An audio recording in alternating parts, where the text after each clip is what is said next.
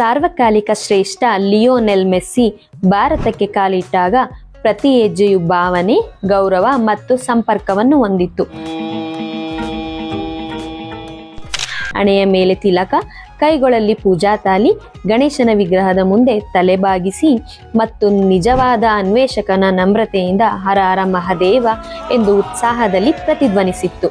Lionel Messi Radha ಮತ್ತು ಕೃಷ್ಣನಿಗೆ ನಮಸ್ಕಾರ ಮಾಡಿದರು.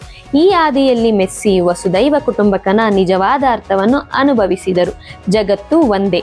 ತನ್ನ ಒಂತರ ಭೇಟಿಯ ಸಮಯದಲ್ಲಿ ಅನಂತ್ ಅಂಬಾನಿ ಗಾಯಗೊಂಡ, ಮುರಿತಕ್ಕೊಳಗಾದ ಮತ್ತು ಬಳಲುತ್ತಿರುವ ವನ್ಯಜೀವಿಗಳನ್ನು ಹೇಗೆ ಪೋಷಿಸುತ್ತಿದ್ದಾರೆ? ಭಾರತೀಯ ಆಯುರ್ವೇದ ಬುದ್ಧಿವಂತಿಕೆ ಮತ್ತು ಆಧುನಿಕ ವಿಜ್ಞಾನ ತಂತ್ರಜ್ಞಾನಗಳ ಏಕೀಕರಣದ ಮೂಲಕ ಅವರಿಗೆ ಸಂಪೂರ್ಣ ಪುನರ್ವಸತಿ ನೀಡುತ್ತಿದ್ದಾರೆ ಎಂದು ಮೆಸ್ಸಿ ನೋಡಿದರು.